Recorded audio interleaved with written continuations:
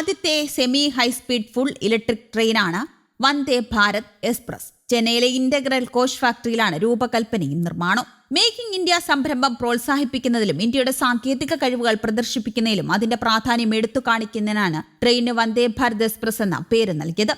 Vande Bharat train സർവീസുകളെ ഏറ്റവും വിജയകരമാക്കിയ സംസ്ഥാനമാണ് കേരളം. സ്ഥിരം സർവീസുകളായ തിരുവനന്തപുരം കാസർഗോഡ് വന്ദേ ഭാരതും തിരുവനന്തപുരം മംഗലാപുരം വന്ദേ ഭാരതും കൂടാതെ കഴിഞ്ഞ വർഷം താൽക്കാലികമായി സർവീസ് നടത്തിയ എറണാകുളം ബംഗളൂരു വന്ദേ ഭാരതും യാത്രക്കാർ ഏറ്റെടുത്ത് ഹിറ്റാക്കിയിരുന്നു. ആവശ്യത്തിന് സീറ്റ് ലഭ്യമല്ല എന്നത് മാത്രമായിരുന്നു യാത്രക്കാരുടെ പരാതി. ബംഗളൂരുവിലേക്കുള്ള വന്ദേ ഭാരത് ട്രെയിൻ സ്ഥിരം സർവീസാക്കി മാറ്റണമെന്നത് വളരെ കാലമായുള്ള ആവശ്യമാണ്. സർവീസ് നടത്തിയത് കുറച്ചു ദിവസങ്ങൾ മാത്രമാണെങ്കിലും റെയിൽവേക്ക് ലാഭം മാത്രം സമ്മാനിച്ച ട്രെയിനായിരുന്നു എറണാകുളം ബംഗളൂരു വന്ദേ ഭാരത്. ഇപ്പോഴിതാ ഈ സർവീസിൽ ഒരു അനുകൂല വാർത്തയാണ് പുറത്തു വന്നിരിക്കുന്നത്. ബംഗളൂരുവിലേക്കുള്ള വന്ദേ ഭാരത് സർവീസ് വീണ്ടും ആരംഭിക്കുവാനുള്ള സാധ്യതകളാണ് റിപ്പോർട്ടുകൾ സൂചിപ്പിക്കുന്നത്. എന്നാൽ എറണാകുളത്ത് നിന്ന് ആരംഭിക്കുന്നതിന് പകരം തിരുവനന്തപുരം ബംഗളൂരു റൂട്ടിൽ വന്ദേ ഭാരത് തുടങ്ങാനുള്ള സാധ്യതകളാണ് കാണുന്നത്.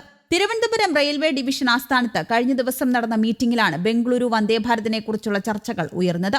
ബംഗളൂരുവിലേക്ക് വന്ദേ ഭാരത് ആരംഭിക്കുമോ എന്നതിന് ബംഗളൂരു ഡിവിഷനിൽ നടക്കുന്ന സ്റ്റേഷൻ നവീകരണ പ്രവർത്തനങ്ങൾ അവസാനിക്കുന്നതിനനുസരിച്ച് തിരുവനന്തപുരം ബാംഗ്ലൂർ സെക്ടറിൽ പുതിയ വന്ദേ ഭാരത് സർവീസ് ആരംഭിക്കുവാനുള്ള സാധ്യത പരിശോധിക്കാമെന്നാണ് റെയിൽവേയുടെ മറുപടി. തിരുവനന്തപുരം ബംഗളൂരു റൂട്ടിൽ വന്ദേ ഭാരത് ആരംഭിക്കുന്നത് കേരളത്തിനും ബംഗളൂരുവിനും ഇടയിലുള്ള യാത്ര ഏറെ എളുപ്പമാക്കും. IT ജീവനക്കാരും കമ്പനികളും ഏറെയുള്ള ഇരു നഗരങ്ങളും തമ്മിൽ വന്ദേ ഭാരത് വഴി ബന്ധിപ്പിക്കപ്പെട്ടാൽ വേഗത്തിലുള്ള യാത്ര മാത്രമല്ല ബിസിനസ് വാണിജ്യ സാധ്യതകളും വളരും. നിലവിൽ ട്രെയിനുകളും ബസ്സുകളുമാണ് യാത്രക്കാർ ഈ റൂട്ടിൽ ആശ്രയിക്കുന്നത്. വിമാന സർവീസുകൾ നിരവധിയുണ്ടെങ്കിലും സാധാരണക്കാരെ സംബന്ധിച്ച് ലാഭകരം ബസ്സും ട്രെയിനും തന്നെയാണ്. കേരള കർണാടക സംസ്ഥാനങ്ങളെ ബന്ധിപ്പിച്ച് തിരുവനന്തപുരം ബംഗളൂരു റൂട്ടിൽ വന്ദേ ഭാരത് എക്സ്പ്രസ് അനുവദിക്കണമെന്ന് കൊടിക്കുന്നിൽ സുരേഷ് MP കേന്ദ്ര റെയിൽവേ മന്ത്രിയോട് ആവശ്യപ്പെട്ടിരുന്നു. അനുയോജ്യമായ തീരുമാനമുണ്ടാകുമെന്നാണ് അന്ന് മന്ത്രി അറിയിച്ചത്.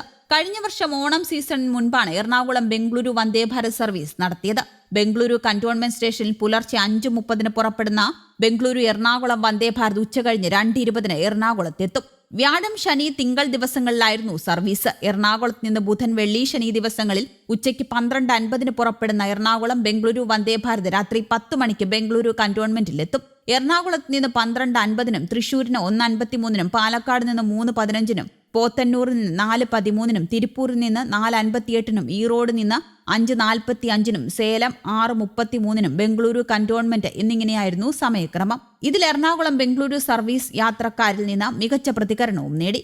105% ഒക്യുപ്പൻസി നിരക്കാണ് ഇതിനുണ്ടായിരുന്നത്. കൂടിയ നിരക്കാണെങ്കിലും യാത്രക്കാർ ഇത് ഏറ്റെടുത്തിരുന്നു. മാത്രമല്ല സമയക്രമവും ഏറെ അനുയോജ്യമായിരുന്നു. എന്നാൽ ബംഗളൂരു എറണാകുളം സർവീസിന് മറ്റേതിനെയും അപേക്ഷിച്ച് തിരക്കുണ്ടായിരുന്നില്ല. 88% ഒക്യുപ്പൻസി റേറ്റാണ് ഉണ്ടായിരുന്നത്. സമയക്രമമായിരുന്നു വെല്ലുവിളിയായത്. ഇതിനെയെല്ലാം മറികടന്നാണ് കേരളത്തിന് 3ാം വന്ദേ ഭാരത് എന്ന പുതിയ റിപ്പോർട്ടുകൾ പുറത്തുവരുന്നത്. News desk, Kerala Kaumudi.